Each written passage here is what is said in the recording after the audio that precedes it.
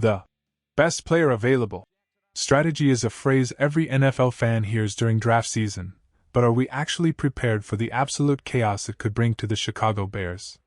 My name is Harrison Graham, and today we are diving deep into the trenches of the first round to look at some names that aren't just off the radar, they're potential tactical nukes to your traditional mock draft. We've seen Ryan Poles operate with a stone-cold, stick-to-the-board mentality since the day he took the job, and now that Ben Johnson is in the building, that blueprint has only gotten more aggressive and more unpredictable. Think back to the shockwaves that rippled through the city when Colston, Loveland, and Luther Burden landed in our laps. This front office does not care about what the experts say we need on paper. They care about accumulating elite, blue-chip talent that can dominate the league for a decade. If the Bears are sitting at pick 25 and the board falls in a way that leaves a top-tier talent sliding, we could be looking at a selection that leaves the entire NFL world, and a good portion of the fans at Soldier Field, absolutely stunned. Are we truly prepared for Ryan Poles to prioritize the draft board over immediate position needs once again? Before we break down these 5 high-stakes wildcards, do me a massive favor.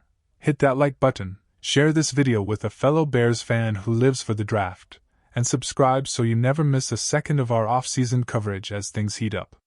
Let's lead off with a name that would immediately set the social media world on fire and have the phone lines at every sports radio station in Chicago lighting up: Vega Ioane, the powerhouse offensive guard out of Penn State.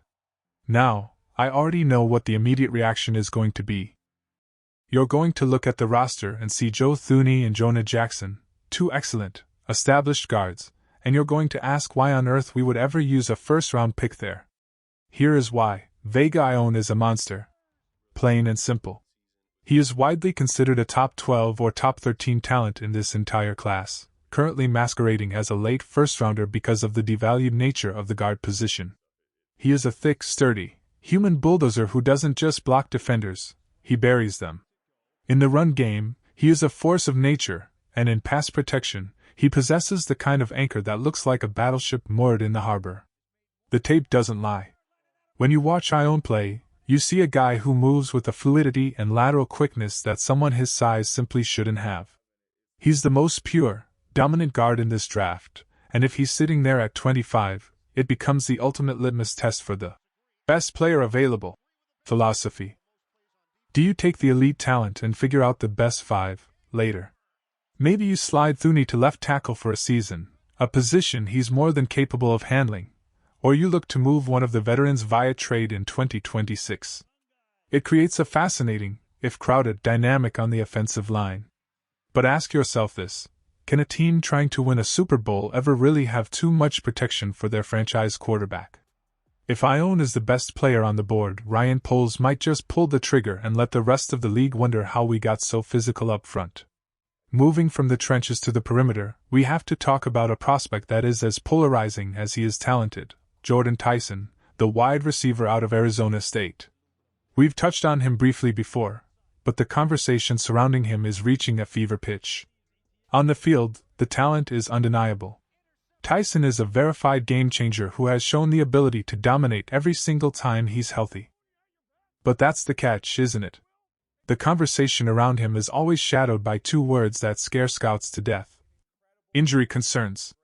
He's dealt with a major knee injury in 2022, a broken collarbone in 2024, and nagging hamstring issues.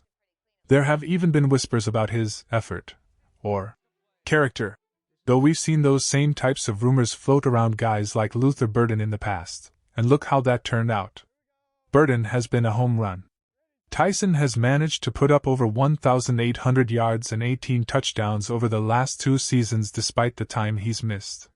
That is elite production by any metric. If his medical check-ins on April 17th come back clean and he shows that fluid, explosive movement in front of scouts, he is a top 15 player in this draft, easy. Taking him at 25 is a massive, high-risk, high-reward swing. But if you're Ryan Poles, and you see a weapon of that caliber sitting there while other teams are overthinking the medical report, do you pass?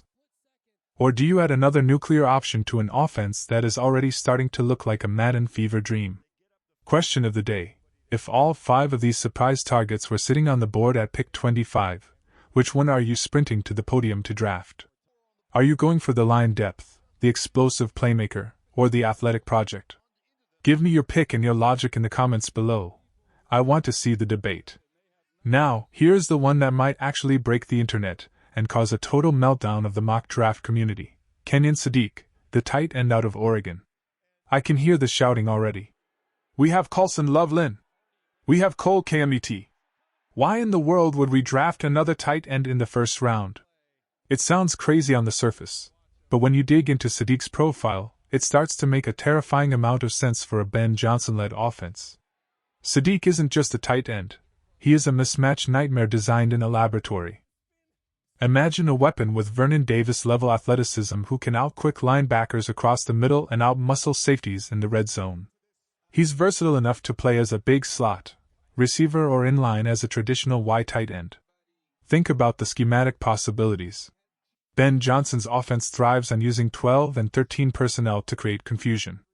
Picture a formation with Loveland, KMET, and Sadiq all on the field at once, with Luther Burden or Rome Odunze split wide. How does a defensive coordinator even begin to account for that much size and speed? It's a total nightmare to game plan against. And let's look at the cold, hard business side of the NFL. Cole KMET is a fan favorite, but as of right now, he hasn't been extended. His guaranteed money is essentially gone after this year.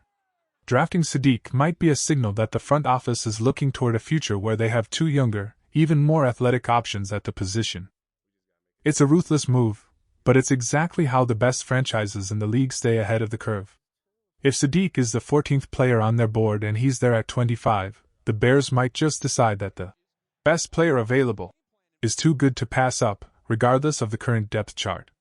If the Bears decide to stick to a more traditional path but still want to surprise us, Caleb Lamu is a name that has been flying under the radar throughout this entire process. While guys like Monroe Freeling or Caden Proctor get all the headlines and the hype, Lamu is arguably the most technically sound pass protector in this entire offensive tackle group. He is incredibly smooth, possesses elite footwork, and understands the nuances of hand placement better than most veterans. The knock on him is that he isn't the strongest guy in the room. He definitely needs to spend some serious time in the weight room to handle the pure power he'll face in the NFL run game. But if you're looking for a guy to protect your quarterback's blindside from day one, his floor is incredibly high. He's a technician who doesn't get rattled, and if the Bears think they can develop his play strength, he could be the long-term answer at left tackle that allows this offense to finally reach its full potential. Finally, we have to discuss the traits, King Max Ehodater.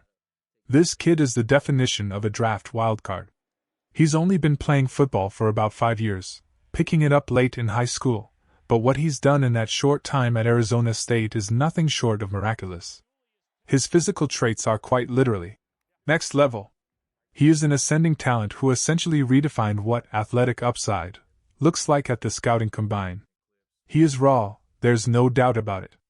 He might need what scouts call a redshirt year to sit, learn, and refine his technique under a patient coaching staff. But the foundation, the balance, the quickness, the raw play strength, is spectacular. Ryan Poles was personally at his pro day, and as we know, you don't send the general manager to a pro day unless the interest is genuine. The idea here would be to let him compete immediately with guys like Braxton Jones and Jedrick Wills. Even if he doesn't win the job in week 1, he provides elite insurance. Braxton Jones is currently on a 1-year deal. If he struggles or if Ehodater shows that he's catching on faster than expected, you could have your franchise left tackle for the next decade locked in by mid-season.